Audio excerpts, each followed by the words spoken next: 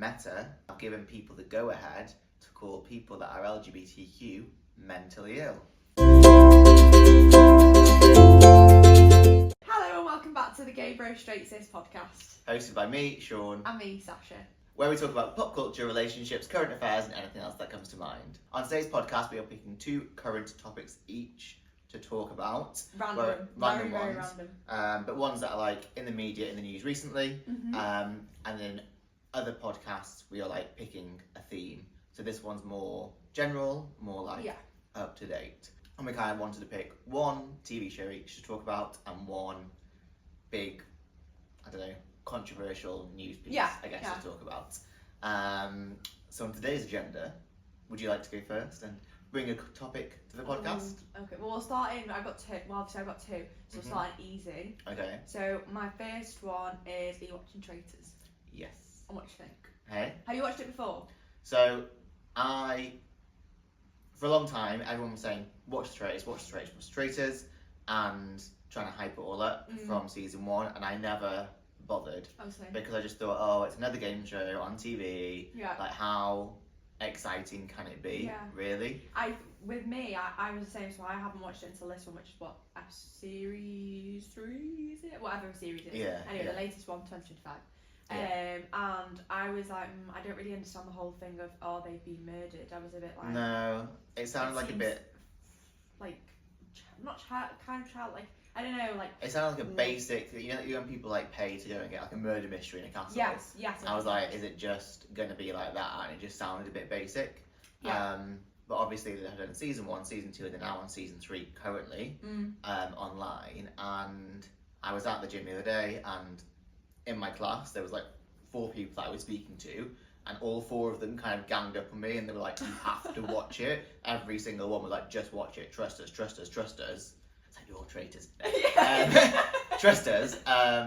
So I was like, fine, okay, I need something new to watch. And also I'd started to see season 3 clips come on TikToks. Yeah. And I didn't really know what they were about, and I kind of wanted to know what they were about. So I went home and watched season 1 in a day, and then season 2 in the following 24 hours. Did you watch them as well or not? No. Okay. So you can't really comment on season 1, season 2? No.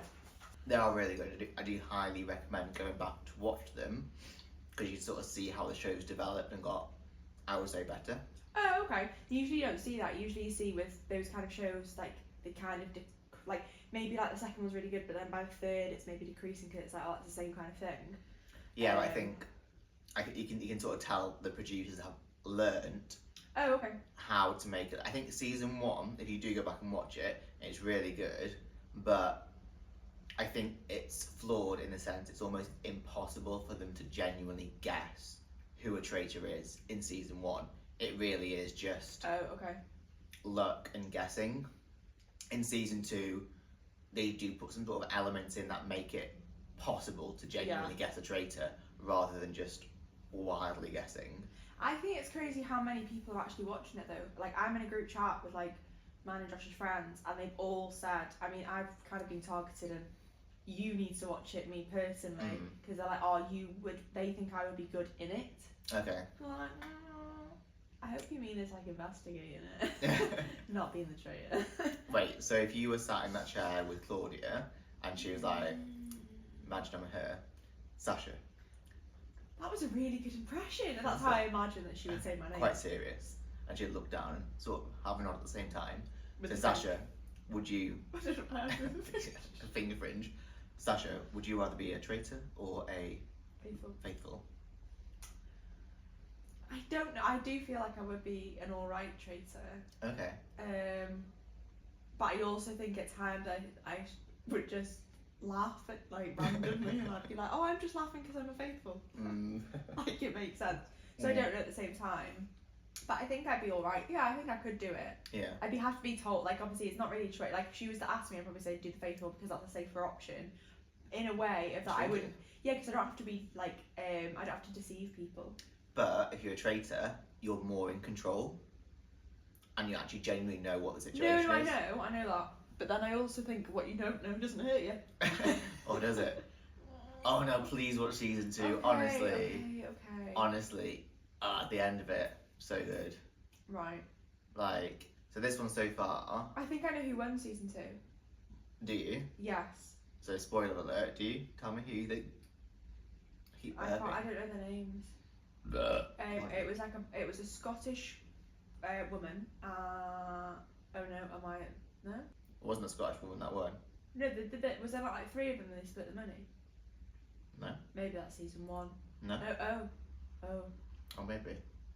Scottish woman, and then there was another bloke that's like in his 20s or teens.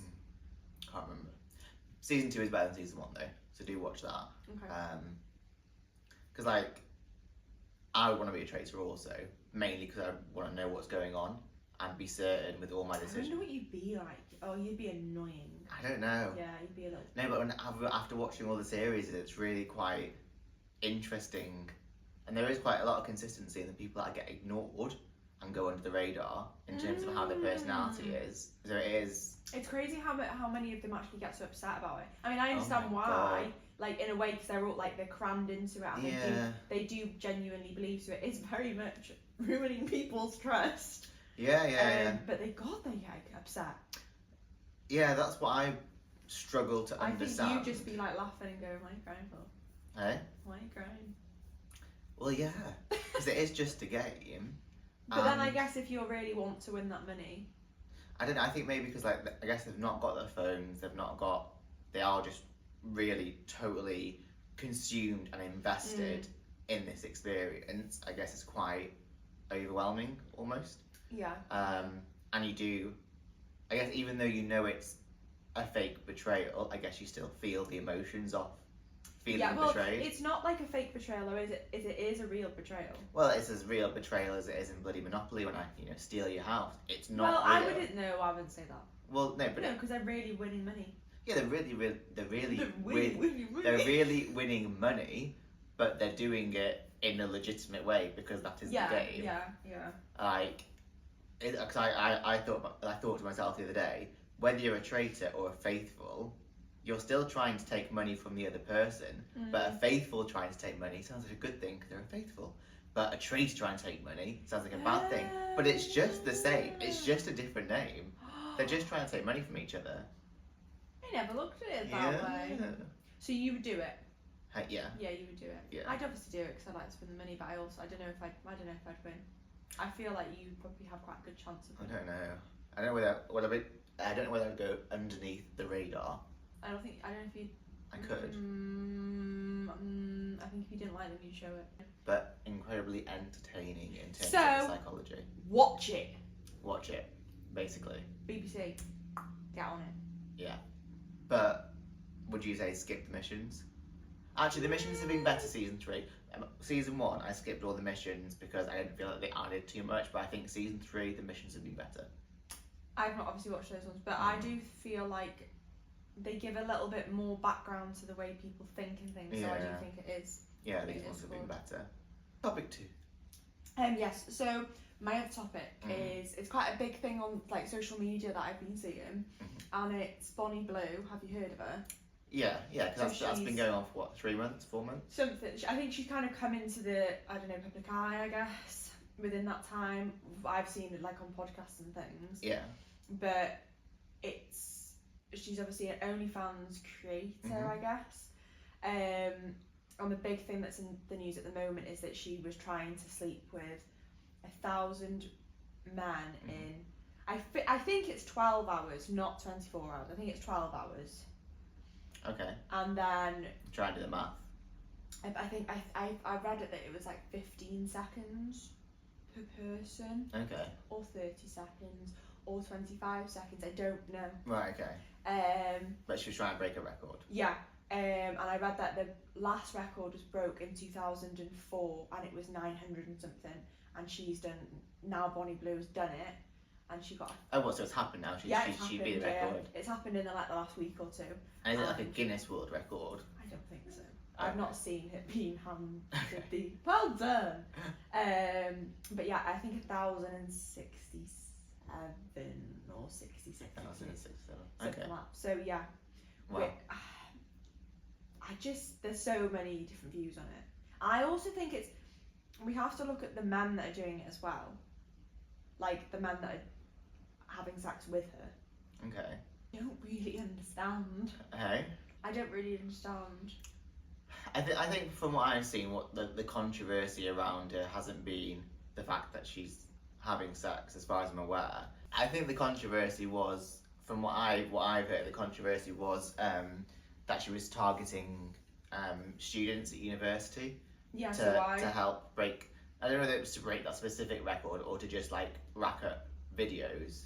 I know that she was wanting to go to Australia and she wanted to go to, I don't know if it I don't know, unis or whatever, so they were like fresh 18-year-olds. Yeah. And that she didn't, I think her visa got revoked because of how many complaints there were. Yeah. But I just think, I mean, she's 24 and I think she looks older than me. Yeah, Not that that's a bad thing, but I just think she does look older. When I found out her age, because I watched her on, I first found out about her on GK Barry's podcast. Yeah. And there was so much drama with that. Loads of people were saying, why did she get it? Why did she get interviewed on there? And why did she go on? But I think she's doing it. She's playing on it. She wants to get money. She's admitted to. She wants to get money, and she knows the way to do it, and the way to get views is to be extremely controversial. Yeah. I think you've got to give her that. She is transparent. She's not trying to hide what she's doing. She did say though that she said if the man is coming home, because she was kind of saying that it's okay to have sex with married men if they've got a wife at home and you know they're bringing in all the money and things, that if she's not basically putting out, he should be allowed to go elsewhere. And I thought, but that's that's clickbaiting, isn't it? It's just so I would like to think that she wouldn't actually believe that, and I hope she would only be saying it because she wants there to be, like, again, the controversy, get people talking about it. Yeah. But it's so putting women back. Well, yeah, that's the problem, like, because, like, whether she believes it or not, and she might not believe it, but she knows if she says it, she'll get lots of attention, fine, and people do that all the time. I've seen, I always thought, like, Piers Morgan, half the stuff he says, he doesn't believe it, he just says it to get attention. Yeah. But the problem with what you've just said and what you've shared is people will take it really seriously, and then that can perpetuate sort of negative stereotypes or problems for women. Yeah. In that sense, I think it's a really difficult one to discuss, because there's part of me that's impressed with her because she knows exactly what she's doing and she's not hiding in, like, the business aspect like of it. She, if all she's really interested in is making money, she's smashed it. Yeah. Like, if she genuinely doesn't care about the consequences to her around it and what people think of her, and I often say you shouldn't worry about what people think of you, worry about what you think of yourself. Then if she's happy with herself and she's happy with her bank account,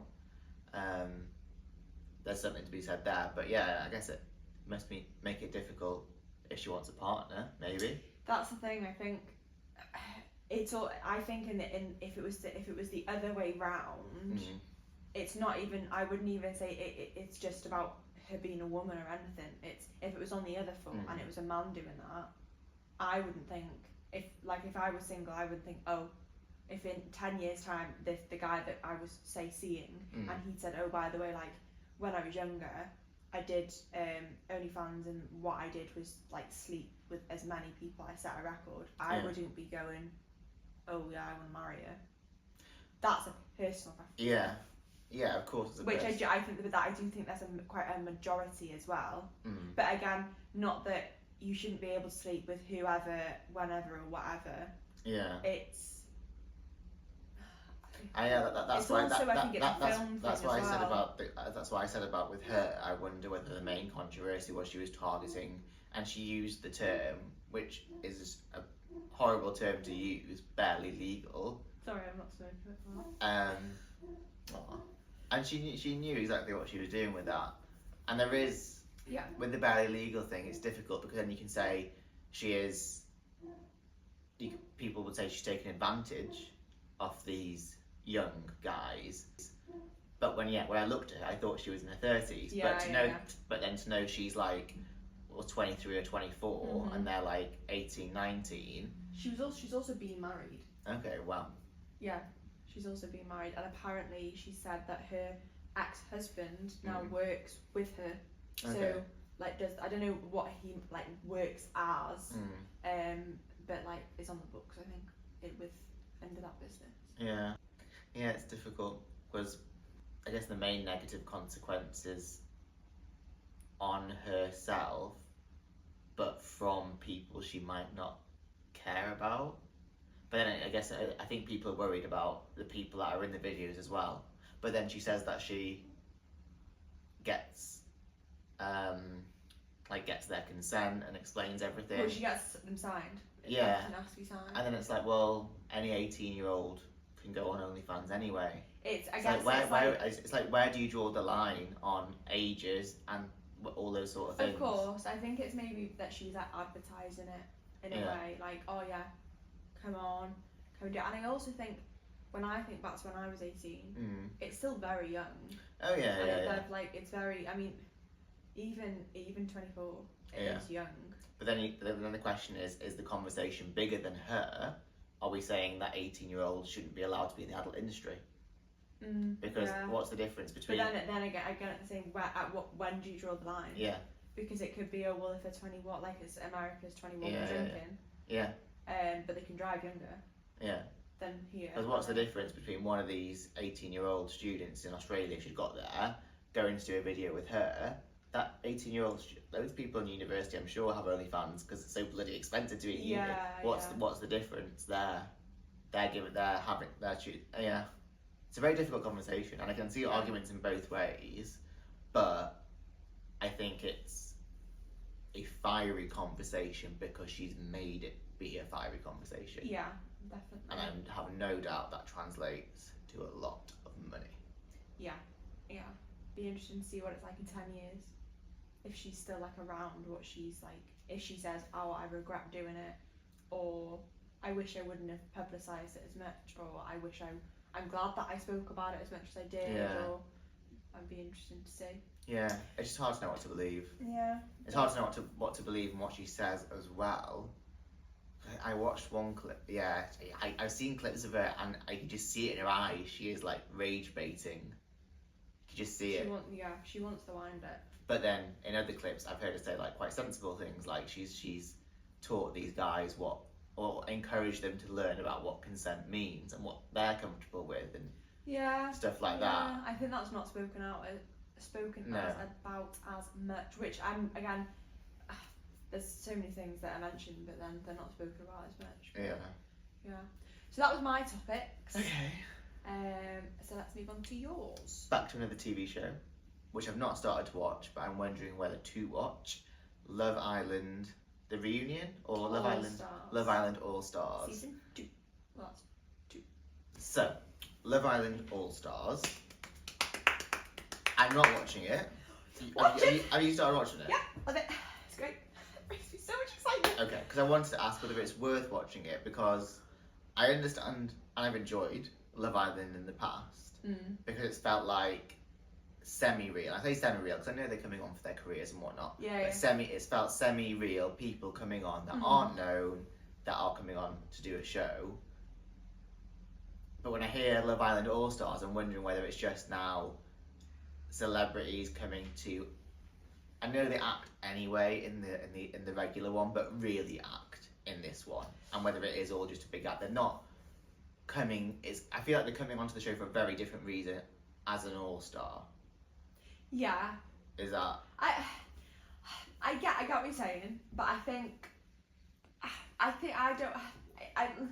have no like words on it really, like in that respect, because I just enjoy it because I like drama, and regardless of whether or not it's real or not, okay, it gives me entertainment. Wait, so how many episodes in are you? 2, because it's only been 2. Right, okay. And there's already 2 arguments. Really? Yeah, so the argument started last night when another bombshell came in. I can see. No, she was the first night. She was the first bombshell. Well, this is why I brought it up, because I saw on TikTok she turned up and was like, I did enjoy I Can See. See, I'm not so much. No?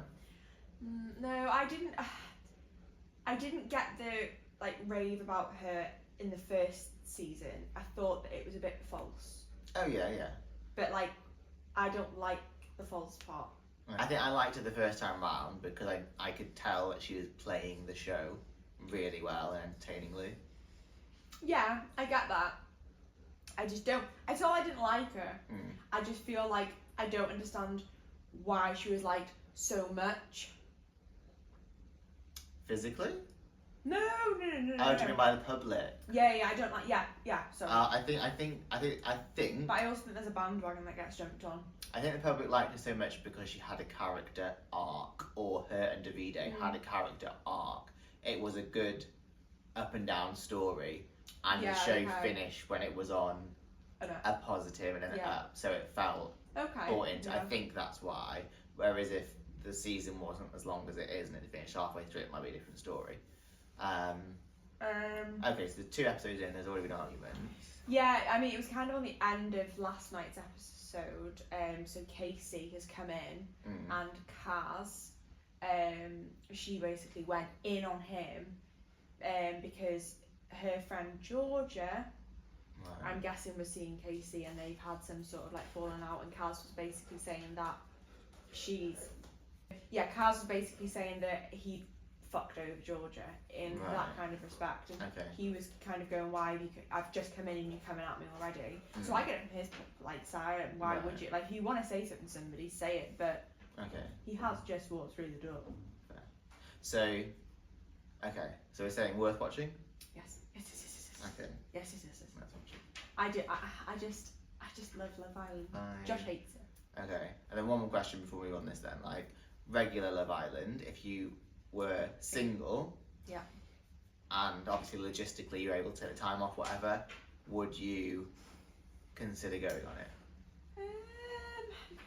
I would, I think, but then my mind also goes back to, I live in North Wales, and the majority of these people don't live anywhere near me, so I know that the relationship wouldn't work. Oh, so you're assuming that you'd be going on for a relationship? Yeah, that's my mind. Okay. I wouldn't be going on for a fling. Okay, so your motivations for going on would genuinely be love, and because you think that's not going to be realistic around here, it's not for you. Yeah, I know. I mean, I that's probably... very pure. Yeah, I think... But then I'd also like to do it maybe for the experience, but... Yeah. I bet it's not the experience anyone thinks it's going to be. Even with all the people that have talked about their experience, I still don't think you could possibly imagine what it would be like. No, because as well, you've not got your phones and things. Yeah. And I also think, oh my god, my phone. That can't be. But then at the same time... Have you watched that? No, I've not. I know what you're doing. Another time. Yeah, definitely worth watching. Okay. Would you go on it? A gay version? There is a gay version. That I Kissed a Boy. Oh, yes. Is that on BBC also? I don't know, that's what you told me. Yeah, there's I Kissed a Boy, which I really enjoyed. We can talk about that another time. Okay. Yeah, but I would have gone that, to be fair. The final topic, which I sent you earlier this week to have a look at. Did you know that now Meta have given people the go-ahead to call people that are LGBTQ mentally ill? It's literally written out in their new policy. We allow people to call each other mentally ill if they are based on their sexuality or gender identity. Yeah. Literally in black and white, that's allowed, amongst many other things. Yeah. It's disgusting. On gender, you can be, if Josh wants to write you're his property on that's Facebook all right, now, apparently. Yeah, you can be referred to as that. Well, I'll tell you what, no. Nope, absolutely not. But yeah, that was really big news this week. No, it's disgusting. Absolutely disgusting. I posted on my Instagram story, and I had quite a few people. Oh really? Speak, and they were like, "What's this?" And I was like, "Well, basically, you can anybody can do this now, and even if you report it, they'll just say well, that's in the policy, and it's fine." Yeah. So you know. That's and it's opening up the floodgates because I mean, there's. How are we going backwards? That's what I don't understand. How are we going backwards? I mean, you know what it's for, right? Yeah. But it's to appease the new government in. Amazing government. In the US. Not. Because yeah. You can see like the anger in your face. Yeah, because it's when you've got so many, is it billions of people using these platforms now? Yeah. The influence there and the risk there is and just there's so huge. many young people as well, and you know, like there is still older people that are homophobic and all, and you know, not genderphobic, transphobic. Yeah, but I mean like against women and all that. Misogynistic. Yeah. And like obviously it doesn't. It's all through the ages, so from being very young to being very old, but it's typically you probably get a lot from it being older, and then a lot from being younger from not being educated. Obviously there is them all in between. Yeah. But it's almost saying, oh, we're allowed to do it, so we will do it. Oh yeah, it's giving people the green light. Yeah. And it's encouraging, and it's dangerous, and we already know how many people lose their life as a result of their experience on social media. So this is just making it, those numbers are just going to go up. Yeah. Unfortunately. Why is this happening? Well, yeah, shocker. Because dickheads change policies. Yeah. I mean, don't get me wrong. The previous policy was not working. I reported plenty of comments. Oh, right, yeah. And they don't get taken down. No, but now it's the sentiment. It's almost telling people that's okay to do. Yeah, well, it's how it was phrased in "we allow." Yeah. We allow what? How? Yeah. I mean. Hate speech. Well, it's just. Yeah, we allow hate speech basically. Yeah. Because I think, and this could be a whole big conversation, but like freedom of speech. I don't know. I just don't think freedom of speech gives you the right to hate speech. No. I understand the concept of freedom of speech, but I don't think freedom of speech should allow you to be racist or homophobic. If you said like that's the thing. It's such like a backwards kind of statement of freedom of speech, because you do have people like abusing freedom of speech. Yeah. Yeah. In that way. Yeah, it just doesn't make sense to me. But I guess to be fair, we probably should explain it a little bit more. Is that Meta is Facebook and Instagram? Is it WhatsApp as well? Yeah, WhatsApp. So basically, it's that you can allow any kind of hate speech on there, and they're not bothered. Essentially. Yeah, they've removed. So previously they had, you can't do X, Y, and Z. You can't say these racist terms or homophobic terms or like aggressively towards certain genders. They had specific, we do not allow. They've removed them. But why would you remove them? Because they want to make it allowable, and then so they've removed some, and then they've explicitly stated that they do allow certain things like the mental illness one that I mentioned earlier. So that's the situation it's in. I don't see it changing. And then like the press release that they've done is they're really centered on, we want to go back to the freedom of expression, to people able to share what they want to say and not be so monitored. And also they got rid of fact checking, so welcome to the new age of misinformation. You shit, whoever came up with that fucking policy. But yeah, so all we can do, I would say, as users, is just keep trying to put positive stuff out there. And I guess still keep reporting it.